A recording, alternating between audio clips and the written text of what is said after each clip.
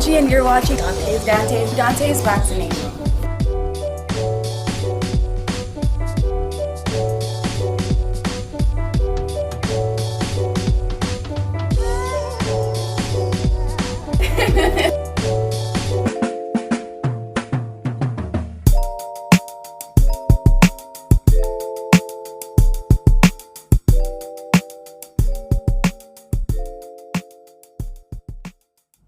Dante's Boxing Nation, what's going on, guys?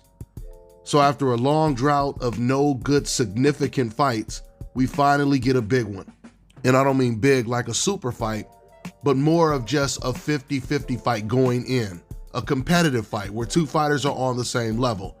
It's not just business as usual, let me get past this guy to build up a fight with another guy. So with that being said, Oscar Valdez viciously knocks out Miguel Berchelt in the 10th round, and he takes his belt at 130. Oscar Valdez, he did a great job of outboxing Berchelt.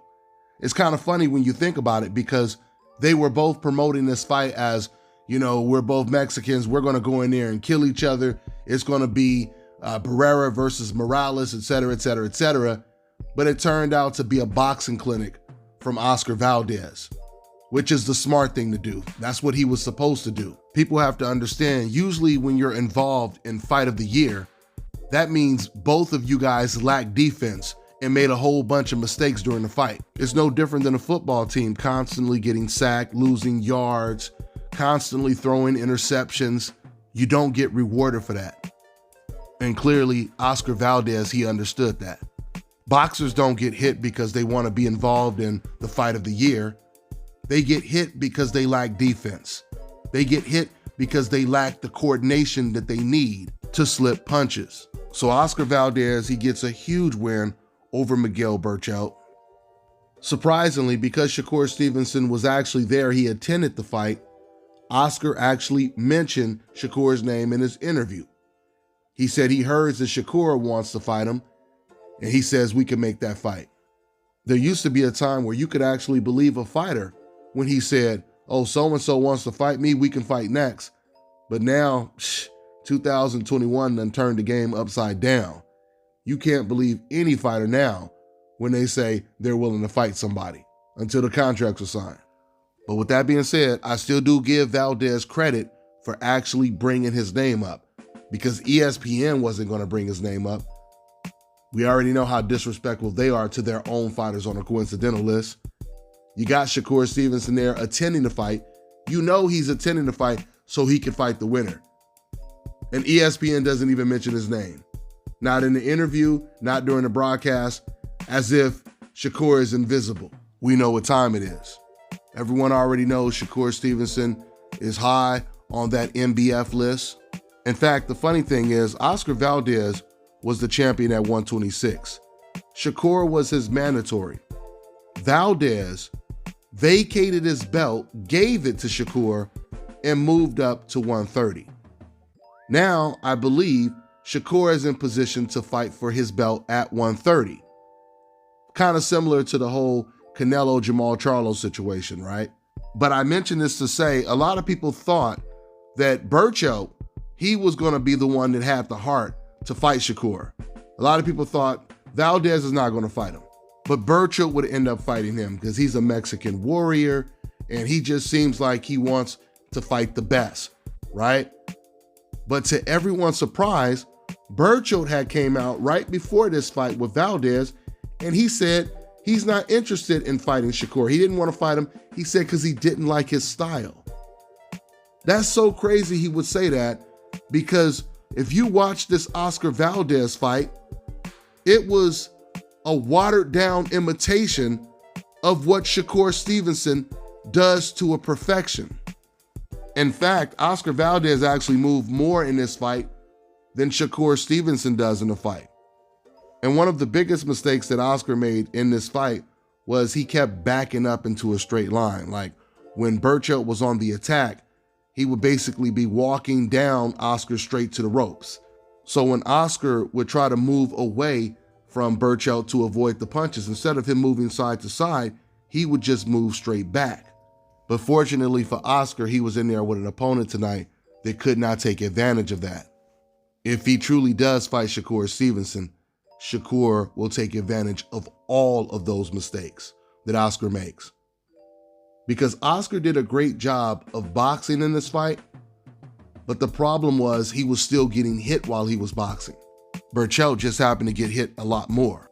So this is a big win for Oscar Valdez, but I don't see him having any chance against Shakur Stevenson. And you guys don't hear me say that too often. A lot of times you guys will hear me say a fight is a 50-50 fight. If we're talking about Charlo versus Benavidez, Charlo versus Canelo, those fights I perceive as 50-50. Anthony Joshua versus Tyson Fury. These are 50-50 fights going in. When it comes to Shakur Stevenson, I don't see Oscar Valdez winning more than one round, if he even wins one round. And I wouldn't be surprised if he gets stopped in that fight, simply because of the fact that Berchelt was starting to walk down Oscar in this fight, and he was loading up on the body shots. Until Berchelt got hurt again, what I believe it was a check hook or something. Something hurt him. He got knocked down again, and from that point on, it looked like he had never recovered. And for the next, 2 or 3 rounds, it looked like he was just fighting on heart. But the thing is, Shakur Stevenson is a vicious body puncher.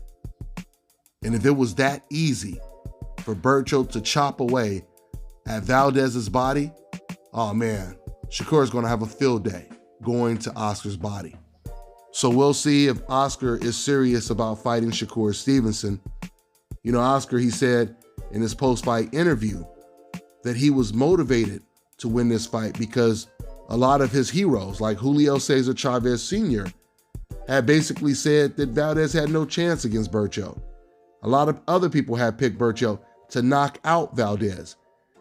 And he said that was his main motivation, that people counted him out. People didn't believe in him. They didn't believe he would win.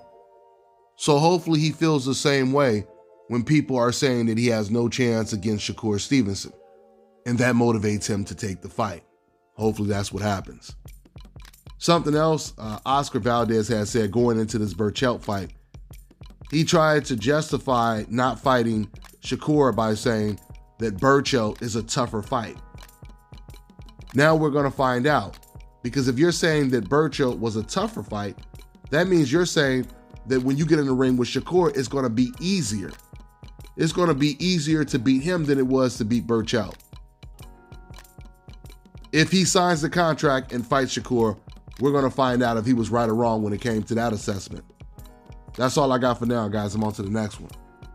Now check this out. If you've lost your hair or you have a receding hairline, the time has come where you can finally get your hairline back with a process called scalp micropigmentation. So here's how it works. It's a hair tattoo that actually replicates your hair follicles. So if you want this hookup, contact my man Scalp Carolinas at 704-499-3471. This man, he does all of his own procedures. He serves people from all over the world, and he's rated with a 5.0 when it comes to reviews on Google. So don't wait, contact my man as soon as possible to get this hookup. All right, now check this out, guys. If you're looking to repair eczema scars, burns and bruises, dark spots and blemishes, then this right here is the perfect product for you guys. It's called Elo Deki Face and Body Oil. Athletes and top-ranking boxers, they're also using it after training to reduce swelling, inflammation, and to ease the pain. So get yours today. Go to elodeki.com, like them on Facebook, and follow them on Instagram.